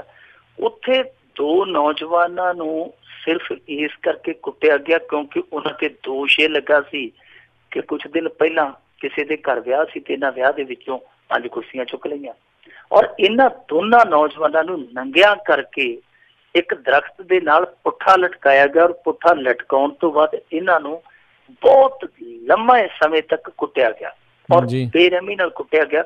वो किसी ने वीडियो शूट कर लिया, उस तो बाद वीडियो वायरल हो गया। वीडियो वायरल होने तो बाद पुलिस की जाग खुली क्योंकि अजकल जिहड़ी पुलिस की जाग है वीडियोज ते ही खुलती है। जो कोई वीडियो वायरल हो जाती है उहदे नाल पता लगता कि साडे इलाके च घटना जिहड़ी घट गई। जे मेरे ख्याल दे नाल मोबाइल ना होंदे जां मोबाइल वाले कैमरे ना होंदे ते ये नींद शायद कुंभकर्णी नींद हाले होर भी लंबी चलदी। दूसरी घटना है महाराष्ट्र दी। महाराष्ट्र दे विच जिहड़ी ये घटना है ये राजकरणवीर सिंह जी बिल्कुल ही इंसानी कदरां कीमतां दे पतन की कहानी है क्योंकि इहदे विच दो बिल्कुल बच्चे सन, मासूम सन और उन्हां ते दोष की लगा, दोष ये लगा कि उन्होंने एक दुकान तो उल्लासनगर की गल है, उन्होंने एक दुकान तो एक चॉकलेट चुक लिया, एक बिस्कुट का पैकेट, एक चॉकलेट चुक लिया। पता नहीं किन्ने को भुख लगी होनी है, उन्होंने मासूमां नूं चोरी कर ली। उस दुकानदार और उस दुकानदार के मुंडे ने वो चोरी करते बच्चे वेख ले, उन्होंने नंगिया किया गया, फिर उन्होंने सिर मुन्ने गए, उस तो बाद उन्होंने गलों च चप्पलों के हार पाए गए और दोनों मासूमां नूं इन्ना कुटिया गया कि रह रब दा नाम। लोग तरह कर उठे। उस मामले की भी वीडियो सामने आई। वीडियो सामने आने तो बाद वो दुकानदार ते उहदा मुंडा जिहड़ा उन्होंने गिरफ्तार कर लिया गया। पर देखो इस मुल्क की त्रासदी की है, मैनू ना एक घटना याद आउंदी, मैं मुख्तसर अर्ज कर देना कि इंडोनेशिया दे विच ना एक मामला सामने आ गया और एक औरत ते दोष लगा, बजुर्ग औरत ते कि इन्हें कुछ चोरी किया। वो जिहड़ा टैटू का हुंदा वो कहंदे जी चोरी की है नहीं और इनू सजा मिलनी चाहिए है ताकि दूसरे लोग भी इनू वेख के सबक लैण, इहो जी चोरी ना करन। जदों अदालत दे विच उहनूं पेश किया गया, मरजूकी नाम का एक जज सी, उस जज ने पूछा ते उस बजुर्ग बिरध माता ने एक गल आखी। उन्हें आख्या कि जी पुत मेरा बीमार है, पुत्रा मेरा भुख नाल विलकदा पिया सी, मैं होर करदी ते की करदी। उस जज ने आख्या कि तू चोरी की है, सजा ते तेनू मिलनी चाहिए है। सजा तेनू ये कि $100 तेनू जुर्माना है, जे नहीं तो फिर 2.5 साल कैद है। उस औरत ने चिल्लाना शुरू कर दिता, चीखना शुरू कर दिता कि जे मेरे को पैसे ही होंदे तो मैं अपने पोतरे दे हलक दे विच बुरकी ना पा देंदी, नवाला ना पा देंदी। फिर जज ने उस औरत का टोप चुक के $5.5 आप पाए तो फिर एक हुक्म सुनाया। उन्हें आख्या जिन्ने इस अदालत दे विच इस शहर के वशिंदे बैठे मैं सारिਆਂ ਨੂੰ $5.5 जुर्माना करदा पाओ। जिन्हां ने ये नौबत आउण दित्ती कि ये नौबत आई, एक बच्चा भुखा मरिया ते ओदी दादी नूं चोरी करनी पई। जे ये नौबत आई है इहदे च असीं सारे ही दोषी हां। सो मेरे ख्याल दे नाल इस मामले दे विच कल्ले सिर्फ भीड़ वाले ही दोषी नहीं, आ जिहड़े बच्चे भुख कोलों चोरी करन तक पहुंचे आ ਇਹਦੇ ਚ ਉਹ ਕੁੱਟਣ ਵਾਲੇ ਦੁਕਾਨਦਾਰ ਹੀ ਦੋਸ਼ੀ ਨਹੀਂ। ਮੇਰੇ ਤੇ ਖਿਆਲ ਦੇ ਨਾਲ ਜਿਹੜੇ ਉਥੋਂ ਦੇ ਹਾਕਮ ਆ, ਜਿਹੜੇ ਉਥੋਂ ਦੇ ਪ੍ਰਸ਼ਾਸਕੀ ਅਧਿਕਾਰੀ ਆ, ਉਹਨਾਂ ਨੂੰ ਵੀ ਉਸੇ ਜੱਜ ਦੀ ਤਰਜ਼ ਤੇ ਕੋਈ ਨਾ ਕੋਈ ਸਜ਼ਾ ਲਾਉਣੀ ਚਾਹੀਦੀ ਆ ਕਿ ਆਖਰ ਇਹ ਬੱਚੇ ਇੱਥੋਂ ਤੱਕ ਜੇ ਪਹੁੰਚੇ ਉਹਦੇ ਲਈ ਜ਼ਿੰਮੇਵਾਰ ਤੁਸੀਂ ਜੇ। ਜੀ ਜੀ ਜੀ। ਅਗਲੀ ਮਿੰਟੂ ਜੀ ਆਪਾਂ ਗੱਲ ਕਰੀਏ, ਨਵਜੋਤ ਸਿੱਧੂ ਨੇ ਕਿਹਾ ਵੀ ਵਿਰਾਸਤ ਏ ਖਾਲਸਾ ਅਕਾਲੀਆਂ ਦਾ ਚਿੱਟਾ ਹਾਥੀ ਆ। ਇਹ ਬਿਆਨ ਹੀ ਦਿੰਦਾ ਹੈ ਕਿ ਕੁਛ ਕਰਦਾ ਵੀ ਆ? ਕਰਨਾ ਕੀ ਹੈ, ਸੈਰ ਸਪਾਟਾ ਮੰਤਰੀ ਹੈ, ਸੈਰ ਕਰੀ ਜਾਂਦਾ, ਹੋਰ ਇਹਨੇ ਕੀ ਕਰਨਾ, ਗੱਲਾਂ ਬਾਤਾਂ ਵਾਧੂ ਦੀਆਂ ਸੁਣਾ ਜਾਂਦਾ। ਪੱਤਰਕਾਰਾਂ ਦਾ ਵੀ ਮਨੋਰੰਜਨ, ਪੱਤਰਕਾਰ ਵੀ ਅੱਜ ਕੱਲ ਕੰਮ ਦੇ ਬੋਝ ਖੋਣੋਂ ਦੁਖੀ ਹੁੰਦੇ ਆ, ਥੋੜੇ ਜਿਹੇ ਟੈਂਸ ਹੁੰਦੇ ਆ, ਤੇ ਉਹ ਇਹੋ ਜਿਹੀ ਜੁਮਲੇਬਾਜ਼ੀ ਸੁਣ ਕੇ ਖੁਸ਼ ਹੋ ਜਾਂਦੇ ਆ। ਸੋ ਰੂਹ ਖੁਸ਼ ਕਰ ਦਿੰਦਾ ਨਵਜੋਤ ਸਿੱਧੂ ਜਿੱਥੇ ਵੀ ਜਾਂਦਾ। ਅੱਜ ਇਹਨੇ ਵਿਰਾਸਤੇ ਖਾਲਸਾ ਦੇ ਮਾਮਲੇ ਤੇ ਇਹ ਕਿਹਾ, ਉਹਨੇ ਆਖਿਆ ਕਿ ਇਹ ਸਿਰਫ ਤੇ ਸਿਰਫ ਚਿੱਟਾ ਹਾਥੀ ਹੈ, ਇਹ ਅਕਾਲੀਆਂ ਦਾ ਚਿੱਟਾ ਹਾਥੀ ਹੈ। ਇਹਨੇ ਕਿਉਂ ਕਿਹਾ? ਨਵਜੋਤ ਸਿੱਧੂ ਨੇ ਉਸ ਕਹਿਣੀ ਦੇ ਪਿੱਛੇ ਇਹ ਤਰਕ ਵੀ ਦਿੱਤਾ, ਧਾਰਨਾ ਵੀ ਦੱਸੀ ਹੈ। ਉਹਨੇ ਆਖਿਆ ਕਿ ਇਹ ਜਿਹੜਾ ਵਿਰਾਸਤੇ ਖਾਲਸਾ ਹੈ, ਇਹਦੀ ਸਾਂਭ ਸੰਭਾਲ ਤੇ ਸਾਲਾਨਾ 12 ਕਰੋੜ ਰੁਪਈਆ ਖਰਚ ਆਉਂਦਾ, 12 ਕਰੋੜ ਰੁਪਈਆ, ਔਰ ਆਮਦਨ ਇਹਦੀ ਹੈ 1 ਰੁਪਈਆ ਵੀ। ਸੋ ਉਹ ਕਹਿੰਦਾ ਕਿ ਜਦੋਂ ਆਮਦਨ ਹੀ ਹੈ ਨਹੀਂ ਤੇ ਸਿਰਫ ਖਰਚ ਹੀ ਖਰਚ ਆ, ਤੇ ਫਿਰ ਇਹ ਚਿੱਟਾ ਹਾਥੀ ਆ, ਹੋਰ ਕੀ। ਉਹ ਕਹਿੰਦਾ ਕਿ ਆਮਦਨ ਦਾ ਕੋਈ ਵਸੀਲਾ ਨਹੀਂ ਬਣਾਇਆ ਗਿਆ। ਨਾਲ ਹੀ ਨਵਜੋਤ ਸਿੱਧੂ ਨੇ ਇਹ ਕਿਹਾ ਕਿ ਅਸੀਂ ਫੌਰੀ ਤੌਰ ਤੇ ਇਹਦੇ ਤੇ ਕੋਈ ਇਸ ਤਰ੍ਹਾਂ ਦੀ ਟਿਕਟ ਜਾਂ ਕੋਈ ਇਸ ਤਰ੍ਹਾਂ ਦਾ ਟੈਕਸ ਨਹੀਂ ਲਾਉਣਾ, ਪਰ ਅਸੀਂ ਇਸ ਤਰ੍ਹਾਂ ਦਾ ਇੱਕ ਪਲਾਨ ਸੋਚ ਰਹੇ ਹਾਂ ਕਿ ਜਿਹੜਾ ਸਾਂਭ ਸੰਭਾਲ ਦਾ ਇਸ ਤਰ੍ਹਾਂ ਦੀਆਂ ਇਮਾਰਤਾਂ ਦਾ ਖਰਚਾ ਹੈ ਉਹ ਨਿਕਲਿਆ ਆਵੇ। ਮੇਰੇ ਖਿਆਲ ਦੇ ਨਾਲ ਜੇ ਨਵਜੋਤ ਸਿੱਧੂ ਦੀ ਇਹ ਗੱਲ ਸਹੀ ਹੈ ਕਿ 12 ਕਰੋੜ ਰੁਪਈਆ ਖਰਚ ਆਉਂਦਾ ਹੈ, ਤੇ ਫਿਰ ਚਿੱਟਾ ਹਾਥੀ ਉਹ ਕਹਿ ਸਕਦਾ, ਕਿਉਂਕਿ ਇਹ ਇੱਕ ਬਹੁਤ ਇਹਨਾਂ ਦੀ ਨਾ ਰਾਜਨੀਤੀ ਦੀ ਮੈਂ ਕਹਾਂਗਾ ਕਿ ਬੇਕਾਰ ਬਣ ਗਈ ਸੀਗੀ ਅਕਾਲੀਆਂ ਦੀ, ਕਿ ਇਹਨਾਂ ਨੇ ਵੋਟ ਮੁਖੀ ਰਾਜਨੀਤੀ ਕੀਤੀ, ਲੋਕ ਮੁਖੀ ਰਾਜਨੀਤੀ ਨਹੀਂ ਕੀਤੀ। ਉੱਥੇ ਯਾਦਗਾਰ ਬਣਾਤੀ, ਉੱਥੇ ਯਾਦਗਾਰ ਬਣਾਤੀ, ਅੱਧੀ ਯਾਦਗਾਰ ਪੂਰੀ ਕੀਤੀ, ਅੱਧੀ ਯਾਦਗਾਰ ਉਸ ਤਰ੍ਹਾਂ ਹੀ ਰਹਿ ਗਈ। ਜਿਹੜੀ ਪੂਰੀ ਕੀਤੀ ਉਹ ਕੁਛ ਦਿਨਾਂ ਦੇ ਵਿੱਚ ਹੀ ਪੂਰੀ ਹੋ ਗਈ, ਉਹ ਢਹਿ ਢੇਰੀ ਹੋ ਗਈ। ਇਸ ਤਰ੍ਹਾਂ ਦੀ ਬਣਾਈ, ਯਾਨੀ 2000 ਕਰੋੜ ਰੁਪਈਆ ਇਹਨਾਂ ਨੇ ਇਸ ਤਰ੍ਹਾਂ ਇੱਧਰ ਉੱਧਰ ਲਾਇਆ। ਇੱਥੇ ਤੱਕ ਕਿ ਤੀਰਥ ਯਾਤਰਾ ਦੇ ਕਿਸੇ ਵੀ ਹੁਣ ਸਾਹਮਣੇ ਆਉਣੇ ਸ਼ੁਰੂ ਹੋ ਗਏ ਆ। ਇੱਕ ਤੀਰਥ ਯਾਤਰੀ ਤੇ ਇਹਨਾਂ ਨੇ 13,000 ਰੁਪਇਆ ਖਰਚਿਆ, ਤੇ ਉਹੀ ਯਾਤਰਾ 6 ਦਿਨਾਂ ਦੀ ਭਾਰਤ ਯਾਤਰਾ, ਭਾਰਤ ਦਰਸ਼ਨ ਯਾਤਰਾ ਚੰਡੀਗੜ੍ਹ ਇੱਕ ਰੇਲ ਰਾਹੀਂ ਕੀਤੀ ਗਈ ਹੈ। ਉਹ 6 ਦਿਨਾਂ ਦੀ ਸੀਗੀ ਮੇਰੇ ਖਿਆਲ ਦੇ ਨਾਲ, ਇਹ 6 ਦਿਨਾਂ ਦੀ ਸੀ, ਉਹ 13 ਦਿਨ ਦੀ ਸੀ। ਉਹਦੇ 'ਚ ਖਰਚਾ 6,000 ਆਇਆ, ਇਹਨਾਂ ਨੇ 13,000 ਪਾਇਆ। ਔਰ ਇਹਦੇ 'ਚ ਇਹ ਆ ਕਿ ਜਿੱਥੇ ਧਾਰਮਿਕ ਸਥਾਨ ਸੀਗੇ ਉੱਥੋਂ ਲੰਗਰ ਪਾਣੀ ਜਿਹੜਾ ਸੰਗਤ ਨੇ ਜਾ ਕੇ ਮੁਫਤ 'ਚ ਛਕਿਆ, ਤਾਂ ਵੀ ਖਰਚਾ ਦੁੱਗਣਾ। ਤੇ ਭਾਰਤ ਦਰਸ਼ਨ ਜਿਹੜੀ ਸਾਰੀ ਰੇਲ ਭਾਰਤ ਦੇ ਵਿੱਚੋਂ ਘੁੰਮ ਕੇ ਆ ਗਈ ਆ, ਉਹਦੇ ਯਾਤਰੀਆਂ ਦਾ ਖਰਚਾ ਉਸ ਤੀਰਥ ਯਾਤਰਾ ਦੇ ਨਾਲੋਂ ਅੱਧਾ। ਉਹਦੇ ਤੇ ਵੀ ਸਵਾਲ ਉੱਠਦੇ ਪਏ ਆ। ਸੋ ਸਵਾਲ ਇਸ ਤਰ੍ਹਾਂ ਦੀ ਜਿਹੜੀ ਧਰਮ ਦੇ ਨਾਂ ਤੇ ਰਾਜਨੀਤੀ ਕੀਤੀ ਗਈ ਆ, ਉਹਦੇ ਤੇ ਕਈ ਸਵਾਲ ਆ। ਪਰ ਦੂਜੇ ਪਾਸੇ ਨਵਜੋਤ ਸਿੱਧੂ ਨੇ ਅੱਜ ਇੱਕ ਹੋਰ ਵੀ ਐਲਾਨ ਕੀਤਾ। ਉਹਨੇ ਆਖਿਆ ਕਿ ਅਸੀਂ ਭਾਰਤ ਪਾਕਿਸਤਾਨ ਦੀ ਵੰਡ ਨੂੰ ਲੈ ਕੇ ਇੱਕ ਜਿਹੜਾ ਮਿਊਜ਼ੀਅਮ ਬਣਾ ਰਹੇ ਹਾਂ, ਦੁਨੀਆ ਦੇ ਵਿੱਚ ਇਹ ਵਾਹਿਦ ਮਿਊਜ਼ੀਅਮ ਹੋਏਗਾ ਜਿਹੜਾ ਪਾਰਟੀ ਟ੍ਰੈਡੀਸ਼ਨ ਤੇ ਆਧਾਰਿਤ ਹੋਏਗਾ। ਸੋ ਇਹਦਾ ਉਹਨੇ ਕਿਹਾ ਕਿ 17 ਅਗਸਤ ਨੂੰ ਅਸੀਂ ਉਦਘਾਟਨ ਕਰਾਂਗੇ, ਕਿਉਂਕਿ 17 ਅਗਸਤ ਨੂੰ ਭਾਰਤ ਅਤੇ ਪਾਕਿਸਤਾਨ ਦੋਵਾਂ ਦੇਸ਼ਾਂ ਨੇ ਆਜ਼ਾਦੀ ਹਾਸਲ ਕਰਨ ਤੋਂ ਬਾਅਦ ਐਲਾਨ ਕੀਤਾ ਸੀ। ਸੋ ਉਸ ਦਿਨ ਅਸੀਂ ਉਦਘਾਟਨ ਕਰਾਂਗੇ, ਤੇ ਜਿਹੜੇ ਪਰਿਵਾਰ ਇੱਧਰੋਂ ਉਜੜ ਕੇ ਗਏ ਆ ਜਾਂ ਉੱਧਰੋਂ ਉਜੜ ਕੇ ਆਏ ਆ, ਅਸੀਂ ਉਹਨਾਂ ਨੂੰ ਵੀ ਬੁਲਾਵਾਂਗੇ। ਤਾਂ ਮੇਰੇ ਖਿਆਲ ਦੇ ਨਾਲ ਨਵਜੋਤ ਸਿੱਧੂ ਹੋਰਾਂ ਦੀ ਇਹ ਵੀ ਕੋਸ਼ਿਸ਼ ਹੈ ਜਿਹੜੀ ਉਹ ਠੀਕ ਆ। ਪਰ ਇਹਦੇ ਵਿੱਚ ਇੱਕ ਚੀਜ਼ ਹੋ ਰਿਹਾ ਰਾਜਕਰਨਵੀਰ ਸਿੰਘ ਜੀ, ਮੈਂ ਹੋਰ ਪੱਖ ਤੋਂ ਸੋਚਦਾ, ਮੈਂ ਇਉਂ ਸੋਚਦਾ ਕਿ 1947 ਤੋਂ ਜੇ ਅੱਜ ਤੱਕ 2017 ਤੱਕ ਪਹੁੰਚੀਏ, 70 ਸਾਲ ਹੋ ਗਏ ਆ। ਜਿਹੜੇ ਬੰਦੇ ਉਸ ਸਮੇਂ 8 ਸਾਲਾਂ ਦੇ ਸਨ, 10 ਸਾਲਾਂ ਦੇ ਸਨ ਜਾਂ 12 ਸਾਲਾਂ ਦੇ ਸਨ, ਅੱਜ ਉਹ ਜ਼ਿੰਦਗੀ ਦੇ ਆਖਰੀ ਪੜਾਅ ਤੇ ਆ। ਜੇ ਤੁਸੀਂ ਵੰਡ ਵਾਲਿਆਂ ਲਈ ਇੰਨਾ ਹੀ ਤੁਸੀਂ ਹੇਜ ਰੱਖਦੇ ਹੋ, ਇੰਨਾ ਹੀ ਦਰਦ ਰੱਖਦੇ ਹੋ, ਤੇ ਜਿਹੜੇ ਬੰਦੇ ਸਿਸਕਦੇ ਆਪਣੀ ਉਸ ਜੰਮਣ ਭੋਏ ਨੂੰ ਸਿਜਦਾ ਕਰਨ ਲਈ, ਉਸ ਮਿੱਟੀ ਨੂੰ ਚੁੰਮਣ ਲਈ ਜਿਹੜੇ ਵਿਲਕਦੇ ਆ, ਜ਼ਿੰਦਗੀ ਦੇ ਆਖਰੀ ਪੜਾਅ ਤੇ ਜਿਹੜੇ ਉਹ ਬਜ਼ੁਰਗ ਖੜੇ ਆ, ਤੁਸੀਂ ਇਸ ਤਰ੍ਹਾਂ ਕਰੋ, ਇੱਕ ਯਾਤਰਾ, ਇੱਕ ਫੇਰੀ ਉਹਨਾਂ ਦੀ ਉਧਰ ਕਢਾ ਲਿਓ, ਜਾਂ ਜਿਹੜੇ ਉਧਰੋਂ ਇੱਧਰ ਆਉਣਾ ਚਾਹੁੰਦੇ ਆ ਉਹਨਾਂ ਦਾ ਪ੍ਰਬੰਧ ਕਰ ਦਿਓ। ਮੇਰੇ ਖਿਆਲ ਦੇ ਨਾਲ ਨਾਲੇ ਪੁੰਨ ਨਾਲੇ ਫਲੀਆਂ ਵਾਲਾ ਕੰਮ ਆ। ਜੀ ਜੀ ਜੀ। ਅਗਲੀ ਮਿੰਟੂ ਜੀ ਆਪਾਂ ਗੱਲ ਕਰੀਏ ਵੀ ਨਵੇਂ ਪਸ਼ੂ ਕਾਨੂੰਨ ਨੇ ਪੰਜਾਬ ਦੇ ਡੇਅਰੀ ਉਦਯੋਗਪਤੀਆਂ ਨੂੰ ਜਿਹੜਾ ਸੁੱਕਣੇ ਪਾਇਆ ਆ। ਪੰਜਾਬੀ ਤਾਂ ਇੱਕ ਮੁਹਾਵਰਾ ਹੈ ਰਾਜਕਰਨਵੀਰ ਸਿੰਘ ਜੀ, ਉਹ ਆਂਦੇ ਹੁੰਦੇ ਕਿ ਅੰਨੀ ਧੀ ਘਣੀ ਸਿਆਣੀ, ਰਿੱਧੇ ਪੱਕੇ ਪਾਵੇ ਪਾਣੀ। ਇਹ ਜਿਹੜੇ ਪਾਸੇ ਤੁਰ ਪਏ ਆ ਨਾ, ਜਿਹੜੇ ਕੰਮ ਬਣੇ ਬਣਾਏ ਆ, ਜਿਹੜੇ ਕਾਰੋਬਾਰ ਚੱਲਦੇ ਪਏ ਆ ਤੇ ਰੰਗੀ ਭਾਗੀ ਚੱਲਦੇ ਪਏ, ਉਹਨਾਂ ਨੂੰ ਵੀ ਉਜਾੜਨ ਦੇ ਰਸਤੇ ਚੱਲਦੇ ਪਏ ਆ ਇਹ ਲੋਕ। ਸਾਡੇ ਇੱਥੋਂ ਦਾ ਜਿਹੜਾ ਡੇਅਰੀ ਉਦਯੋਗ ਆ, ਉਹਦੇ ਬਾਰੇ ਮੈਂ ਤੁਹਾਨੂੰ ਦੱਸ ਦਿਆਂ, ਬਹੁਤ ਸਫਲ ਉਦਯੋਗ ਆ, ਬਹੁਤ ਸਫਲ ਉਦਯੋਗ ਆ।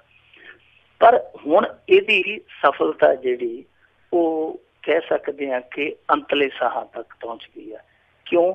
ਇਹਨਾਂ ਨੇ ਜਿਹੜਾ ਕਾਨੂੰਨ ਬਣਾਇਆ ਉਹਦੇ ਤੇ ਆਪਾਂ ਵਿਸਤਾਰ ਸਹਿਤ ਚਰਚਾ ਕੀਤੀ ਹੈ ਕਿ ਜਿਹੜਾ ਇਹਨਾਂ ਨੇ ਪਸ਼ੂ ਕਰੂਰਤਾ ਵਿਰੋਧੀ ਕਾਨੂੰਨ ਲਿਆਂਦਾ, ਉਹਦੇ ਤਹਿਤ ਇਹਨਾਂ ਨੇ ਇਸ ਤਰ੍ਹਾਂ ਦੀਆਂ ਸੋਧਾਂ ਕੀਤੀਆਂ, ਤਰਮੀਮਾਂ ਕੀਤੀਆਂ, ਉਹਦੇ ਵਿੱਚ ਸਭ ਤੋਂ ਜ਼ਿਆਦਾ ਅਸਰ ਜਿਹੜਾ ਮੁੱਢਲੇ ਤੌਰ ਤੇ ਪਏਗਾ ਉਹ ਪੰਜਾਬ ਦੇ ਡੇਅਰੀ ਸੰਚਾਲਕਾਂ ਨੂੰ ਪੈਣ ਜਾ ਰਿਹਾ। ਉਹ ਕਿਸ ਤਰ੍ਹਾਂ? ਇਹਨਾਂ ਨੇ ਉਸ ਤਰਮੀਮ ਦੇ ਵਿੱਚ ਇਹ ਮੱਦ ਰੱਖੀ ਆ ਕਿ ਕੋਈ ਵੀ ਡੇਅਰੀ ਸੰਚਾਲਕ ਜੇ ਭੂਮੀਹੀਨ ਆ ਤੇ ਉਹ ਨਾ ਪਸ਼ੂ ਖਰੀਦ ਸਕਦਾ, ਨਾ ਉਹ ਵੇਚ ਸਕਦਾ। ਦੂਜਾ ਇਹਨਾਂ ਨੇ ਇਹ ਕਹਿਤਾ ਕਿ ਕੰਨ, ਪੂਛ, ਲੱਤ, ਬਾਂਹ ਤੇ ਖੈਰ ਕੀ ਕਹਿਣਾ ਹੈ, ਪਰ ਫਿਰ ਵੀ ਅਸੀਂ ਕਹਿ ਦਿੰਦੇ ਕਿ ਅਗਲੀਆਂ ਬਾਹਾਂ ਹੋ ਗਈਆਂ, ਕੋਈ ਵੀ ਅੰਗ ਤੁਸੀਂ ਮਰੋੜ ਨਹੀਂ ਸਕਦੇ, ਤੁਸੀਂ ਉਸ ਪਸ਼ੂ ਨੂੰ ਪਾੜਾ ਵੀ ਨਹੀਂ ਦੇ ਸਕਦੇ। ਇੱਥੋਂ ਤੱਕ ਕਿ ਜਿਹੜੇ ਡੇਅਰੀ ਸੰਚਾਲਕ ਆਪਣੇ ਪੱਧਰ ਤੇ ਟ੍ਰੇਨਿੰਗ ਲਈ ਹੁੰਦੀ, ਉਹਨਾਂ ਨੇ ਆਪਣੇ ਪੱਧਰ ਤੇ ਉਹਨਾਂ ਨੂੰ ਟ੍ਰੇਨਿੰਗ ਮਿਲੀ ਹੁੰਦੀ ਹੈ, ਉਹ ਉਸ ਟ੍ਰੇਨਿੰਗ ਦੀ ਵਰਤੋਂ ਕਰਦਿਆਂ ਕੋਈ ਐਂਟੀਬਾਇਓਟਿਕ ਵੀ ਪਸ਼ੂਆਂ ਨੂੰ ਨਹੀਂ ਦੇ ਸਕਦੇ। ਤੀਜੀ ਗੱਲ ਕਿ ਜਿਹੜੀ ਪ੍ਰੈਗਨੈਂਟ ਗਾਂ ਆ, ਗਰਭਵਤੀ ਗਾਂ ਆ ਜਿਹੜੀ, ਉਹਨੂੰ ਨਾ ਤੇ ਕਿਤੇ ਲਿਜਾਇਆ ਜਾ ਸਕਦਾ, ਨਾ ਹੀ ਉਹਨੂੰ ਲਿਆਂਦਾ ਜਾ ਸਕਦਾ। 9 ਮਹੀਨੇ ਤੱਕ ਦਾ ਵੱਛੀ ਵੱਛਾ ਜਿਹੜਾ ਉਹ ਯਾਤਰਾ ਤੇ ਨਹੀਂ ਜਾ ਸਕਦਾ ਇਹਨਾਂ ਦੇ ਕਾਨੂੰਨ ਕਾਇਦੇ ਦੇ ਮੁਤਾਬਕ। ਔਰ ਜੇ ਮੰਡੀ ਦੇ ਵਿੱਚ ਲਿਜਾਣਾ ਪਸ਼ੂ ਨੂੰ ਜਾਂ ਮੰਡੀ ਚੋਂ ਲਿਆਉਣਾ, ਲਿਆਉਣ ਤੇ ਲਿਜਾਣ ਦੋਵਾਂ ਸਮੇਂ ਵੈਟਰਨਰੀ ਇੰਸਪੈਕਟਰਾਂ ਦੀ ਉੱਥੇ ਹਾਜ਼ਰੀ ਲਾਜ਼ਮੀ ਹੈ। ਦੂਜਾ ਇਹ ਆ ਕਿ ਜੇ ਤੁਸੀਂ ਟਰਾਂਸਪੋਰਟ ਕਰਨਾ ਹੈ, ਪਸ਼ੂ ਨੂੰ ਟਰਾਂਸਪੋਰਟ ਕਰਨਾ ਹੈ, ਉਹਨੂੰ ਪਾਸੇ ਲਿਜਾਣਾ ਹੈ, ਤੇ ਤੁਹਾਨੂੰ DC ਤੋਂ ਪਰਮਿਸ਼ਨ ਲੈਣੀ ਪਵੇਗੀ। ਇਸ ਤੋਂ ਅੱਗੇ ਜੇ ਆ ਜਾਈਏ ਤਾਂ ਇਹੋ ਜਿਹੇ ਨਿਯਮ ਬਣਾ ਦਿੱਤੇ ਗਏ ਆ, ਮਸਲਨ ਕਿ ਤੁਸੀਂ ਆਪਣੇ ਪਸ਼ੂ ਨੂੰ ਜਿਵੇਂ ਸ਼ੌਂਕ ਦੇ ਨਾਲ ਕਈ ਗਾਨੀ ਪਾ ਦਿੰਦੇ ਆ, ਉਹ ਗਾਨਾ ਜਿਹਾ ਬਣਾ ਕੇ ਕਈ ਮੁੰਦਰ ਪਾ ਦਿੰਦੇ ਆ, ਇਸ ਤਰ੍ਹਾਂ ਦੀ ਜਿਹੜੇ ਤੁਸੀਂ ਉਹਨੂੰ ਸ਼ਿੰਗਾਰ ਕਰਦੇ ਹੋ ਵੀ ਨਹੀਂ ਕਰ ਸਕਦੇ। ਹੁਣ ਇਹਨਾਂ ਸਾਰੀਆਂ ਚੀਜ਼ਾਂ ਦਾ ਜੇ ਅਸੀਂ ਅਰਕ ਕੱਢੀਏ, ਇਹਨਾਂ ਚੀਜ਼ਾਂ ਦਾ ਨਿਚੋੜ ਕੱਢੀਏ, ਸਭ ਤੋਂ ਪਹਿਲਾਂ ਤੇ ਇਹ ਹੈ ਕਿ ਇੰਸਪੈਕਟਰੀ ਰਾਜ ਦਾ ਜਿਹੜਾ ਉਹ ਝੰਡਾ ਝੁੱਲ ਜਾਣਾ। ਔਰ ਝੰਡਾ ਕਾਹਦਾ ਝੁੱਲਣਾ? ਡੰਡਾ ਝੁੱਲ ਜਾਣਾ।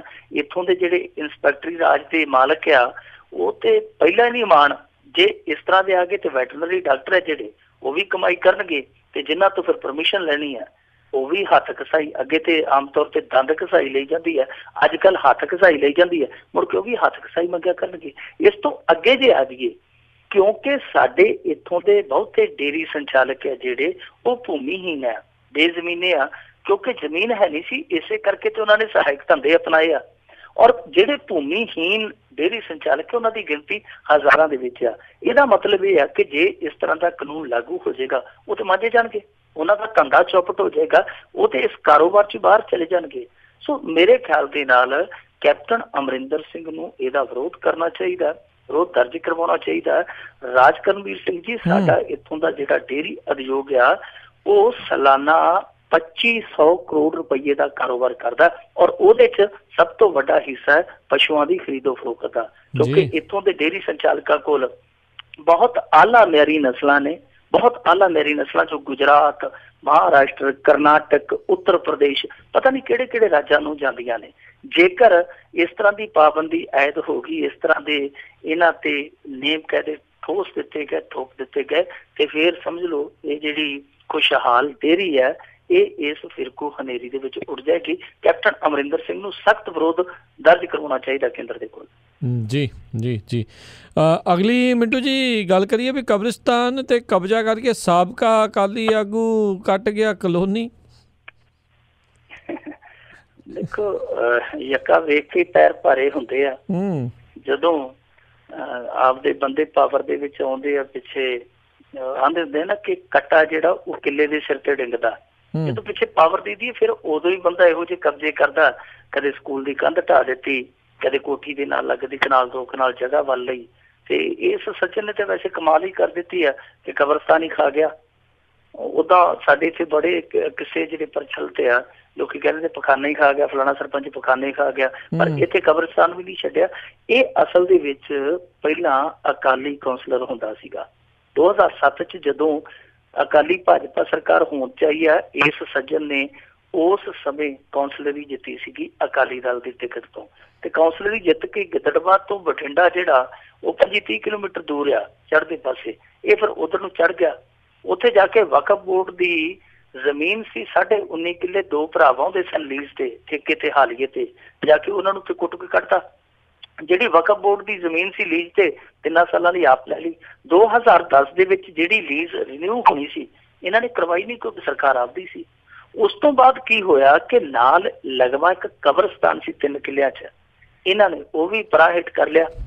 ਉਸ ਤੋਂ ਬਾਅਦ ਕੀ ਹੋਇਆ ਕਿ ਇਹਨਾਂ ਨੇ 19 ਕਿੱਲੇ ਉਹ ਔਰ ਜਿਹੜੀ 3 ਕਿੱਲੇ ਉਹ ਸੀ ਕਬਰਸਤਾਨ ਵਾਲੀ, ਉਹਦੇ ਤੇ ਕਲੋਨੀ ਛੱਤ ਦਿੱਤੀ। ਕਲੋਨੀ ਤੋਂ ਭਾਵੇਂ ਆ ਕਿ ਉੱਥੇ ਪਲਾਟ ਕੱਟਣੇ ਸ਼ੁਰੂ ਕਰ ਦਿੱਤੇ। ਜਿਹੜੇ ਬਾਹਰੋਂ ਅੰਦਰੋਂ ਲੋਕ ਆਏ ਉਹਨਾਂ ਨੇ ਜਿਵੇਂ ਇੱਕ ਗਜ ਵਰਗ ਦਾ ਹਿਸਾਬ ਕਿਤਾਬ ਹੁੰਦਾ, ਵਰਗ ਗਜ ਦਾ, ਉਸ ਹਿਸਾਬ ਦੇ ਨਾਲ ਇਹਨਾਂ ਤੋਂ ਜ਼ਮੀਨ ਖਰੀਦ ਲਈ। ਸਾਰਾ ਕੁਛ ਠੀਕ ਠਾਕ ਚੱਲਦਾ ਰਿਹਾ। ਆਹ ਕੁਛ ਦਿਨ ਪਹਿਲਾਂ ਤੁਸੀਂ ਉਹ ਖਬਰ ਵੀ ਸੁਣੀ ਹੋਣੀ ਆ ਕਿ ਬਠਿੰਡੇ ਦੇ ਉਸ ਇਲਾਕੇ ਦੇ ਵਿੱਚ ਇੱਕ ਸੂਆ ਟੁੱਟ ਗਿਆ, ਕੱਸੀ ਟੁੱਟ ਗਈ। ਉਸ ਇਲਾਕੇ ਦੇ ਵਿੱਚ ਪਾਣੀ ਚੜ ਗਿਆ 3-3 ਫੁੱਟ 4-4 ਫੁੱਟ। ਜਦੋਂ ਪਾਣੀ ਉੱਥੋਂ ਚੜ ਕੇ ਉਤਰਿਆ ਤੇ ਉਹ ਜਿਹੜੀ ਕਬਰਸਤਾਨ ਦੀ ਜਗ੍ਹਾ ਸੀ ਉਸ ਜਗ੍ਹਾ ਦੇ ਵਿੱਚੋਂ ਕਬਰਾਂ ਪ੍ਰਗਟ ਹੋ ਗਈਆਂ, ਜਾਂ ਕਹਿ ਸਕਦੇ ਹਾਂ ਗੱਡੇ ਮੁਰਦੇ ਜਿਹੜੇ ਉਹ ਉਖਾੜੇ ਗਏ। ਕਿਉਂਕਿ ਜਿੱਥੇ ਜਿੱਥੇ ਕਬਰਾਂ ਸੀ ਜਦੋਂ ਪਾਣੀ ਲੱਥਾ ਉਹ ਕਬਰਾਂ ਦੇ ਟੋਏ ਜਿਹੜੇ ਕਿਸੇ ਦੇ ਚੌਂਕੇ ਨਾਲੋਂ ਨਿਕਲ ਆਇਆ, ਕਿਸੇ ਦੇ ਉਹ ਵਿਹੜੇ ਦੇ ਵਿੱਚੋਂ ਨਿਕਲ ਆਇਆ ਤੇ ਕਿਸੇ ਦੇ ਮਕਾਨ ਦੇ ਵਿੱਚੋਂ ਕਬਰ ਨਿਕਲ ਆਈ। ਲੋਕ ਹੈਰਾਨ ਸਨ ਕਿ ਅਸੀਂ ਕਬਰਸਤਾਨ 'ਚ ਬੈਠੇ ਸੀ ਔਰ ਉਹ ਵੀ ਇੰਨੇ ਪੈਸੇ ਤਾਰ ਕੇ। ਹੁਣ ਗੱਲ ਇਹ ਨਿਕਲਦੀ ਪਈ ਆ ਕਿ ਜਿਹੜੀ ਇਸ ਬੰਦੇ ਨੇ ਕਾਰਵਾਈ ਕੀਤੀ, ਇਸ ਕਾਰਵਾਈ ਦਾ ਪਤਾ ਬਹੁਤ ਸਮਾਂ ਪਹਿਲਾਂ ਹੀ ਲੱਗਿਆ ਸੀਗਾ। ਇੱਥੋਂ ਤੱਕ ਕਿ ਇਲੈਕਸ਼ਨ ਤੋਂ 6 ਮਹੀਨੇ ਪਹਿਲਾਂ ਵਕਫ ਬੋਰਡ ਦੀ ਤਤਕਾਲੀਨ ਚੇਅਰਪਰਸਨ ਨੇ ਇੱਕ ਚਿੱਠੀ ਵੀ ਲਿਖੀ ਬਠਿੰਡਾ ਪੁਲਿਸ ਨੂੰ ਕਿ ਇਸ ਬੰਦੇ ਤੇ FIR ਦਰਜ ਕੀਤੀ ਜਾਵੇ। ਵਰਧਮਾਨ ਥਾਣੇ ਦੇ ਵਿੱਚ ਉਹ ਚਿੱਠੀ 6 ਮਹੀਨੇ ਰੁਲਦੀ ਰਹੀ, ਕਿਸੇ ਨੇ ਕਾਰਵਾਈ ਨਹੀਂ ਕੀਤੀ ਕਿਉਂਕਿ ਇਲੈਕਸ਼ਨ ਚੱਲਦੇ ਸੀ। ਕਿਸੇ ਨੇ ਉਹ ਚਿੱਠੀ ਤੇ ਕਾਰਵਾਈ ਨਹੀਂ ਕੀਤੀ।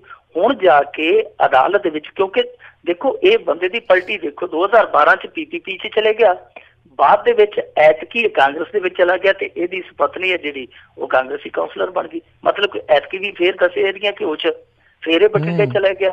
ਜਿਹੜੀ ਰਹਿੰਦੀ ਸੀ ਮਾੜੀ ਮੋਟੀ ਨਾਲ ਲੱਗਵੀਂ ਜ਼ਮੀਨ ਉਹ ਵੀ ਨੱਪਣੀ ਸ਼ੁਰੂ ਕਰ ਦਿੱਤੀ।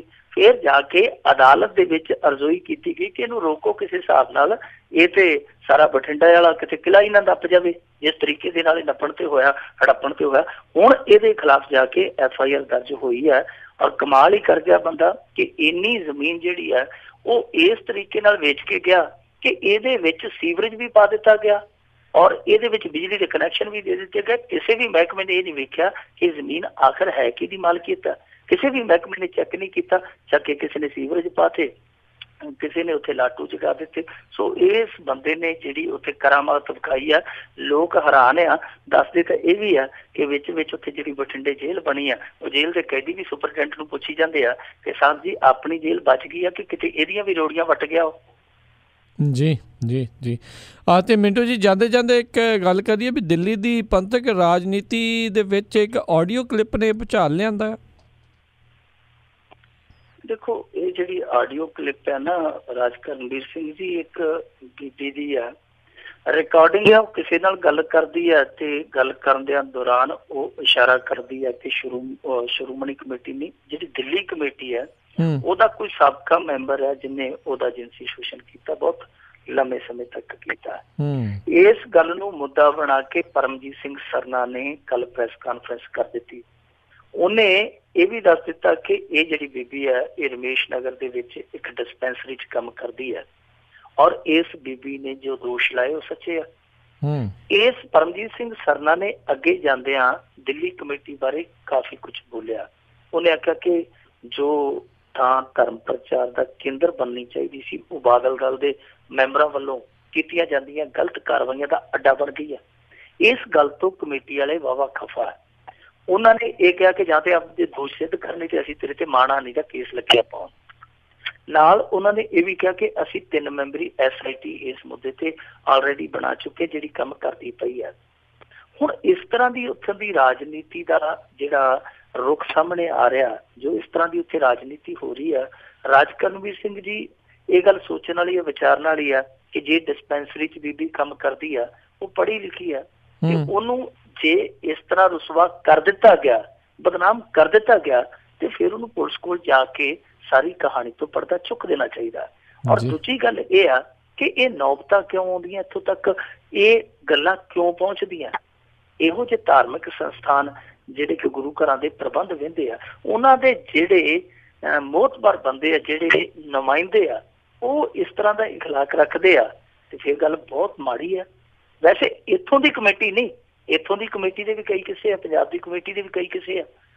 ਇੱਕ ਤੇ ਉਹ ਪਤਾ ਹੀ ਹੈ ਤੁਹਾਨੂੰ ਕਿ ਇੱਕ ਰਾਗੀ ਨੂੰ ਕਿਵੇਂ ਅਕਾਲ ਪੁਰਖ ਦੀ ਅਦਾਲਤ ਤੋਂ ਛੱਡ ਦਿੱਤਾ ਗਿਆ ਸੀ ਤੇ ਮੁੜ ਕੇ ਦੁਨਿਆਵੀ ਅਦਾਲਤ ਨੇ ਉਹਨੂੰ ਬਲਾਤਕਾਰ ਦੇ ਕੇਸ ਦੇ ਵਿੱਚ 10 ਸਾਲ ਬੰਨ੍ਹ ਦਿੱਤਾ ਸੀ।